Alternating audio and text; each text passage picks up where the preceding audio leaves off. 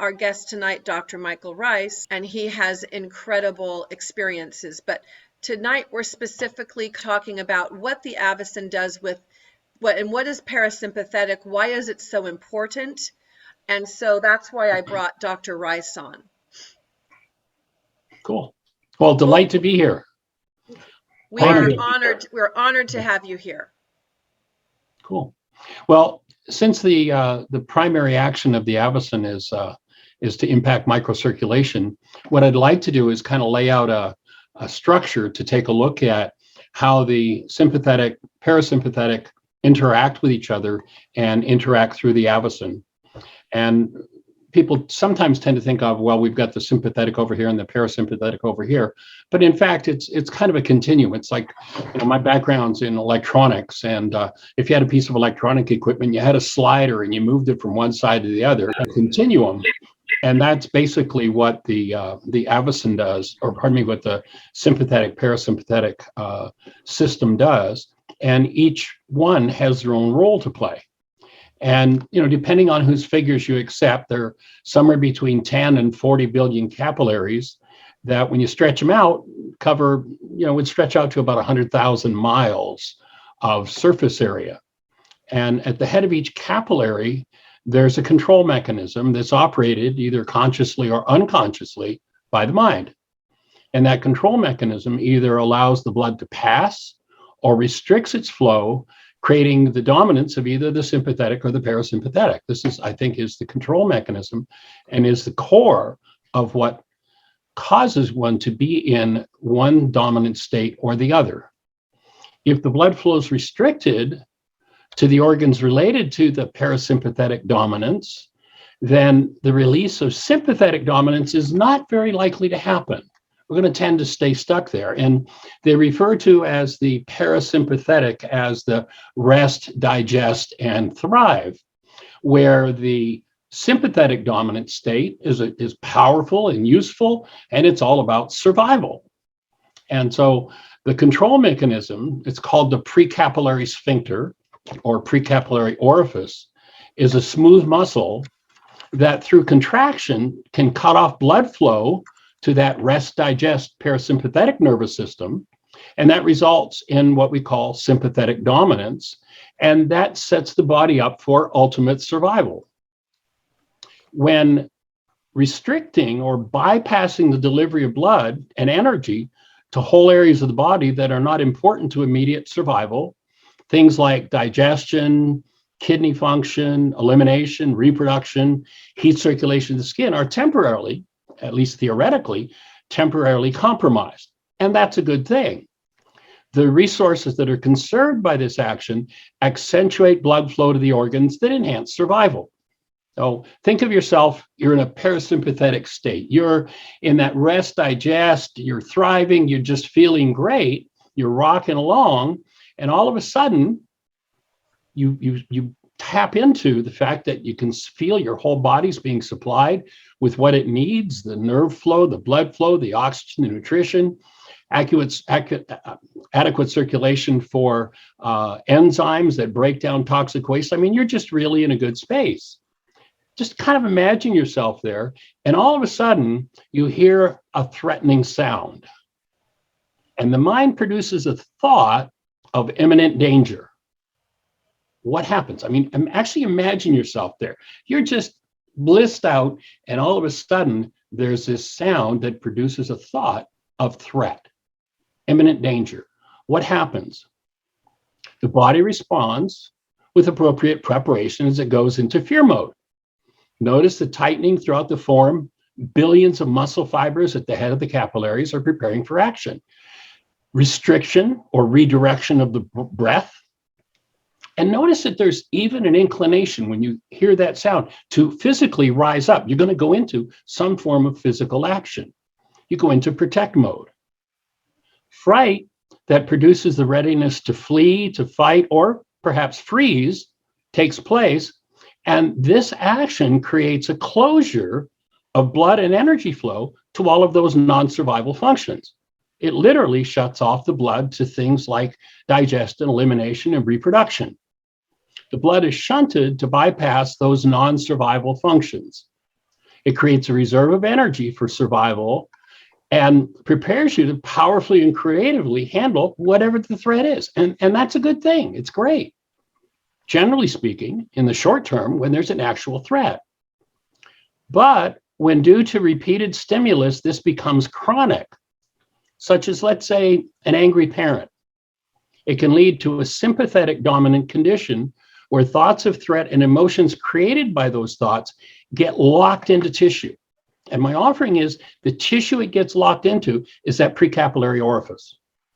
Locks it down. You think about 40 billion capillaries with these muscle fibers that allow blood to flow or stop blood flowing into that parasympathetic state.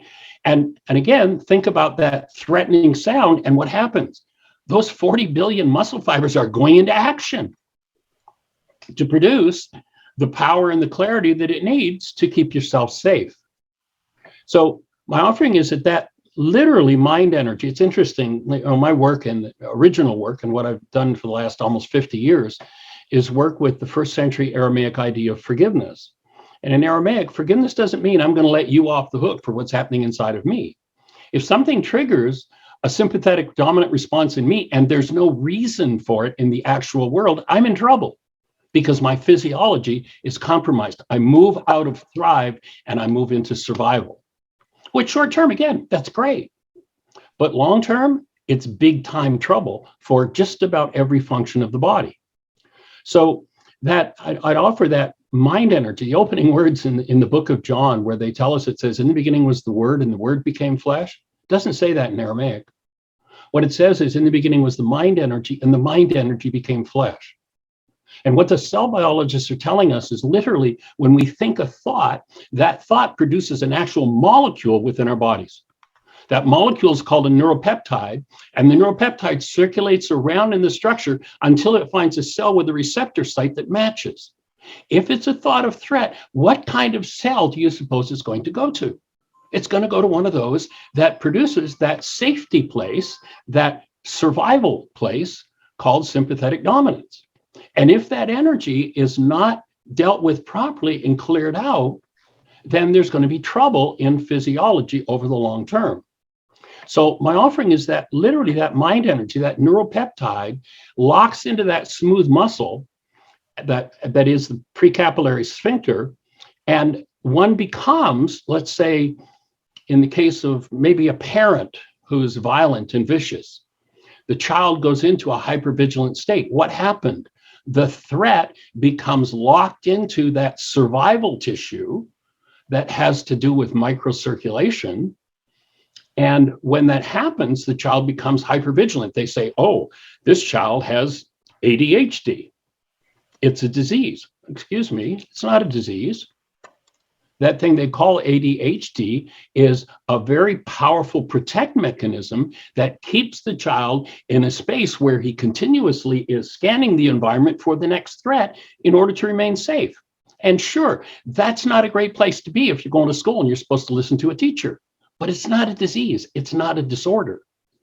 And if they treat it as one, then we're in trouble. If they realize that it's got to do with this survival mechanism, and they start learning how to remove the interfering patterns that don't belong in that smooth muscle, then we're going to have healing instead of disease. So when this sympathetic dominant place occurs, the heart pumps greater volumes of blood, the lungs operate to take in more air, the brain becomes more alert, the liver converts glycogen to sugar, it turns fat into energy for the large muscles and the blood flow to the large muscles so that one can fight or run. We're prepared for action. It's a wonderful protect mechanism. But if it's labeled a disorder in the child who's hypervigilant in order to protect themselves, then there's going to be problems in that child's physiology. And the child who grows up with that, never knowing how to resolve it, ends up suffering physiologically, the mind impacting the body. So when the mind becomes preoccupied with fear, a very powerful physiological mechanism of protection comes into play. And all kinds of symptomatic hacks are applied, and those hacks exacerbate the problem instead of dealing with the cause. Thought disorders giving center stage to imminent danger where there is none causes as real a restriction of blood flow and oxygen flow as true danger does. The mind cannot tell the difference between a real and a present threat, and an unresolved memory of danger elicited by random situations and events around us create that kind of response in the body. If you want more information about that, you can go to my website, which is whyagain, whyagain.org, and you can download my book free. Happy to have you have that, and we go much more deeply into that. Can you say that again, and I'll type it, Dr. Michael? Sure. Why again? whyagain.org is our website. You can download my book free from there. It's actually out of print right now. Amazon and eBay tend to have used copies available, but we don't have it in print at this moment. We also have the world's only forgiveness app, and I'll talk a little bit as we go on about how forgiveness takes us out of the sympathetic dominant state into the parasympathetic state. Forgiveness does not mean what our Greek-oriented backward culture tells us it is. Forgiveness has nothing to do with, I'm going to let you off the hook for what's happening inside of me. We need to move into a space of living and forgiving continuously, but never forgiving anyone or ourselves, because forgiveness has nothing to do with me letting you off the hook because I've gone into a sympathetic dominant state. The word forgive in Aramaic, the original technology on the planet, means remove. If you've got that neuropeptide, literally that chemical locked into that smooth muscle, and every time something that sounds like threat comes along, it's activated and you cut off circulation, you need to forgive. You need to remove that neuropeptide from those cells so that that circulation can open up. You can go back into that sympathetic dominant state and live as you're designed to, in a state of thriving. And you can also go to your app store on your phone and type in the words Heartland, Heartland, one word, Aramaic, Aramaic, forgiveness, and you'll be looking at the world's only forgiveness app. You can do the process right there on your phone. And 5 days a week, I do a radio show from 1 till 2 o'clock Eastern time, and you can access that. What for me, I discovered shortly after getting my own AVACEN is that AVACEN is a form of physical forgiveness. It does exactly what the ancient Aramaic technology of forgiveness does, only on a physiological level. So it enhances the whole process of removal of what doesn't belong. So if the activity of a thought disorder of danger where there is none becomes chronic, instead of a positive state of readiness, fatigue and depletion set in, and all the recovery resources that are there to support us in healing become overwhelmed. There's a thing called the exhaustion phase of the general adaptation syndrome that was developed by stress expert Hans Selye. And entering into that phase is where breakdown happens. And medicine just doesn't know what to do with that. The AVACEN does. It knows exactly what to do with that. So the restriction and stagnation of blood, oxygen, and nutrient flow creates a waste buildup. Now, think about the stench of a swamp where the river used to flow, but trees fell, it's become blocked up, and all of a sudden you've got nothing but overgrowth and organisms there that don't belong in a fresh flowing river. And what do you have? You have exactly the same condition as this stagnated flow by the closing down of these precapillary sphincters. And until that's opened, which is to me what the AVACEN just does so powerfully, there's really not much of a way to resolve it in our culture. So when that stagnant blood isn't allowed to flow through, acidic byproducts of metabolism, including acidic carbon dioxide, and the resulting congestion tends to crystallize, harden, and accumulate in the tissue right there at the capillary head and through the capillary into the tissue. So elimination is now restricted. And with elimination inhibited by the lack of flow due to that massive congestion, even if the vagus nerve and the parasympathetic system were stimulated, the restriction of oxygen nutrients needed by the organs that are so stimulated would tend to result in continuing cell degeneration, dysfunction, and putrefaction. And that putrefaction is an ideal food supply for infectious organisms to grow. There's an old saying in naturopathic medicine, if you feed them, they will come. If you remove the food supply for the organisms whose purpose it is to reduce toxic waste, those bacterial infections aren't enemies. If there's no food supply for that bacteria, it can't grow. It doesn't grow. But if you create a swamp in the capillaries, then there's a food supply and they're going to grow. So that swamp, whether it's in or out of the body, it's the same thing. The reducer organisms don't need to be poisoned out of existence, but they'll die of starvation if you don't have that putrefaction going on. So the pathway to energetic flow into the organs is controlled by the parasympathetic nervous system, and its blood flow through that precapillary orifice, or that sphincter, that when it opens, helps to create that flow. And my experience, I teach a workshop on intuitive development, and in that workshop, I teach people how to perceive things differently than through our standard intellectual sensory data, like how to tap into what different symbols and things mean. And back about maybe 8 or so months ago, I was laying there with my hand in the AVACEN, and I basically do about an hour of meditation each morning. I do a radio show for an hour each day, and I'm sitting still, so my hand's in the AVACEN. And the evening, I do about another half hour. So I usually do about 2.5 hours a day. And so one day I'm laying there with my hand in the AVACEN, and all of a sudden, and this is what I teach people to do, how to perceive things differently than intellect shows them to us. And all of a sudden, I have this flash of this little guy with a hammer and chisel going into my cells and starting to whack away at the acidic deposits there.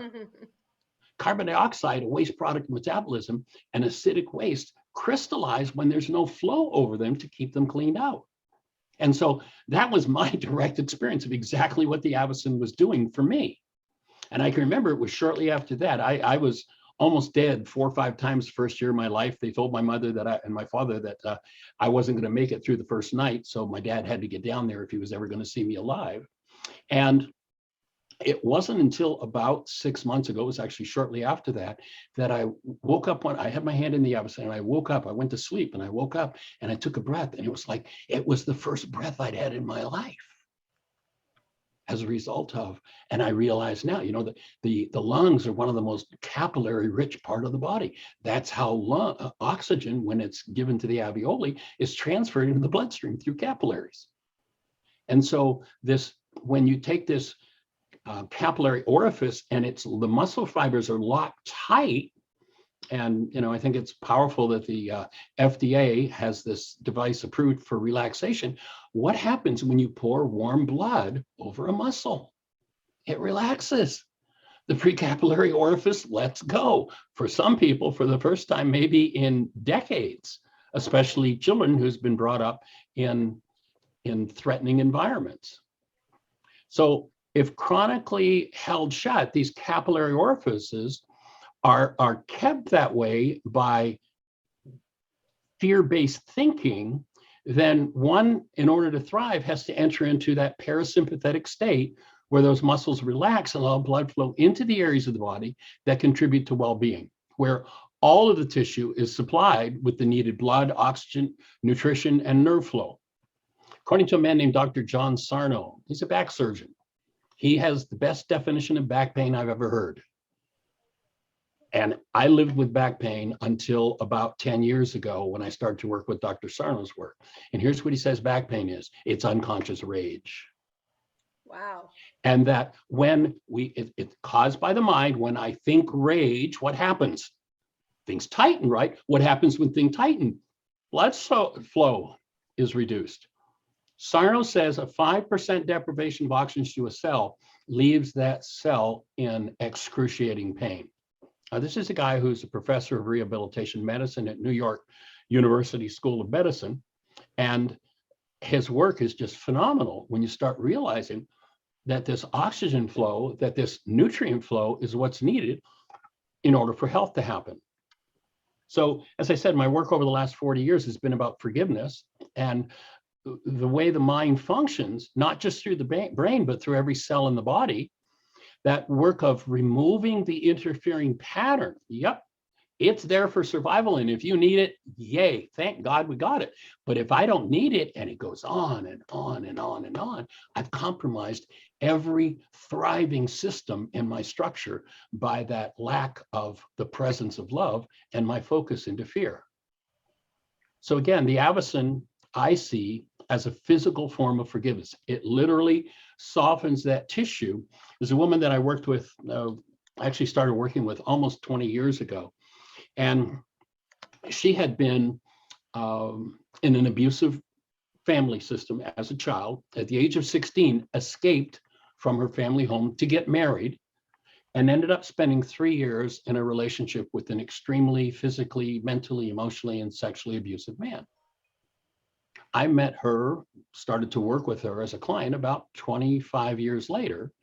And the rage and the pain of that experience was still carried with her at just about every turn.